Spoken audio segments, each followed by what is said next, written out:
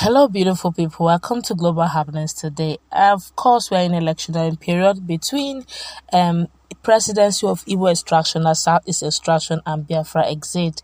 There have been a lot of debate going on that, and prominent Igbo sons and daughters are beginning to wonder where will be their stand with sit-at-home order gaining prominence, and the security personnel in Nigeria also doing all they can to squash it. And of course, with Mazi Nnamdi Kanu in detention and with so many things going on, Southeast already is tense and boiling. They're wondering what is the way forward, Biafra exit or presidency 2023 of Igbo extraction. Well, before we go to the newspaper to find out where they have finally told Igbos to do to take a standpoint and to prevent a lot. We'd like you to subscribe to our channel by clicking on the red subscribe button. Beside it, you see a bell notification icon. Please go ahead, click on it to get notified as soon as you update our channel on YouTube. Well, some prominent politicians were mentioned that are also involved in the dynamics of the politics being played in Southeast. Well, according to the news, according to the writers, well, he said in all of his they started with talking to Tinubu, Bola Ahmed Tinubu. They said in all of his 69 to 79 years in this world, the writer does not particularly know the age of Bola Ahmed Tinubu. He said in all of his 69 to 79 years in this world, how many times has Bola Tinubu, the man who could be the next president of Nigeria, visited the Southeast? I guess that may not be up to a dozen times. He didn't go there to school, compete in debates, quiz or Quran recital challenges. He surely didn't go there on a school excursion to visit a major dam or a game reserve. Who wants to cross the Niger River just to visit Obonike Cave, Ungwa Pine Forest or Ogota Lake? The Umuahia Biafra War Museum was not yet built when he went to school. We know he did not go to the Southeast to work after school. With Ndubuisi Kanu, Ebute Nkwe Ikuigwe, Anya O Anya, Ralph Obioha, and others in Nadeko, Tinubu most definitely did not go to Southeast to solicit support for MKO's Abiola mandate during the pro-democracy movement of the 90s. When he emerged and became the governor of Lagos State, he had no need to campaign in the Southeast, the same as when he became a national leader of APC. Why is that important? What has that got to do with the sit-at-home order introduced in the Southeast by the indigenous people of Biafra to add pressure to their quest for actualization of independent nation of Biafra? He now wrote, I will get to that point in a short while. In the meantime, follow me on this little detour.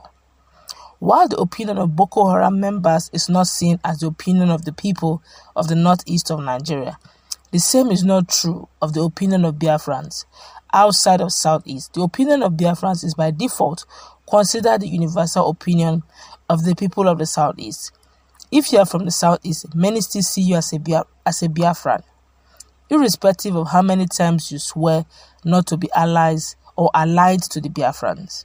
We know why it is that way.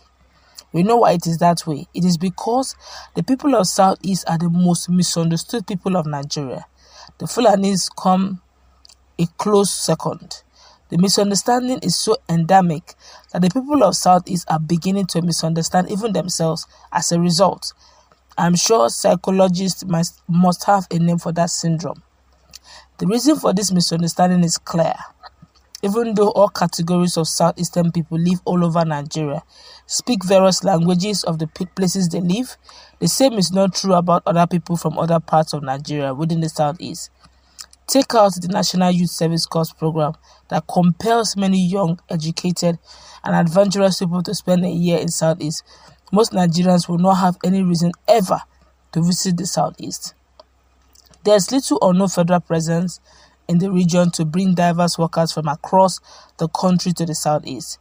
The other reason related to the first is that life is very hard in the Southeast.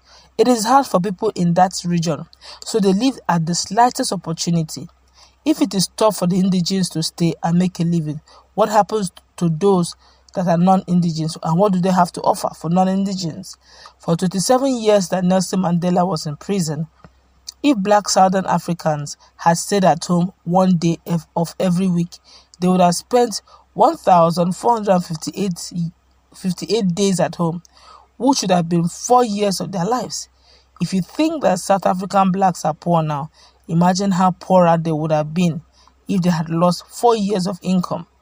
And under apartheid, the white business owners would have fired most of them from their jobs for such an action. While sacrifice has a place in every struggle, it must be well crafted and one with buy-in by a majority of the people. Otherwise, those imposing the sacrifice are essentially saying that the people they are fighting for are not strong enough, who have no mind of their own. Also, responsible people have compared the frequent and economically strangulating sit-at-home as akin to drinking poison and hoping that your enemy will die, or sitting at home crushing your testicles and wondering why you cannot get your wife in the family way. The idea that President Buhari would release Nnamdi Kanu because Igbo people are forcing themselves to stay at home does not sound like a strategy, coming from those who have a good understanding of how Nigeria works, especially when it comes to anything tangential to Biafra. A true voluntary sit-at-home would not need force to get people to comply, and Igbo people outside Igbo land will voluntarily join in staying at home. By them not joining, they are giving it a thumbs down. They enjoy the freedom and the advantage that they deny folks at home. They are endorsing a philosophy that they are better and superior to those at home. That is a recipe for resentment, and resentment in a struggle like this can only lead to discord and disaster. More dangerously, by imposing economic hardship on the home front, we encourage more people to leave home. That is the inverse of the new Igbo awareness should be, which is a return home to rebuild, which means okay, let's go home. There's a reason Buhari won't care if all the markets in Southeast are closed for the next 27 years. It is the same reason that Bola Tinubu will not also care if school children in the Southeast are never allowed to sit for WAEC again. We can be sentimental for modern, but history is not sentimental, not even for the profound. We can sit at home as much as we like, but we cannot sit on history. Our forefathers said that the wise ones get the proverbs while the stubborn ones bury their heads inside the bush. The limit of sit at home comes when it begins to crush a man's own.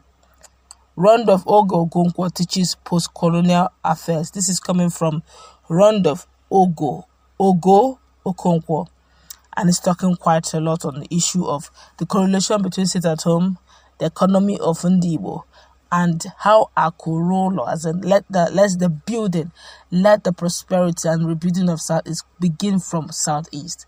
How sit at home is driving the illustrious sons out of the state, and how the likes of Bola Ahmed Tinubu may not be the best candidate or the preferred candidate for Southeast because he does not have any affinity based on his write-up to the Southeastern state. He quite said a lot, and it makes a lot of sense. But then you may have a contrary view.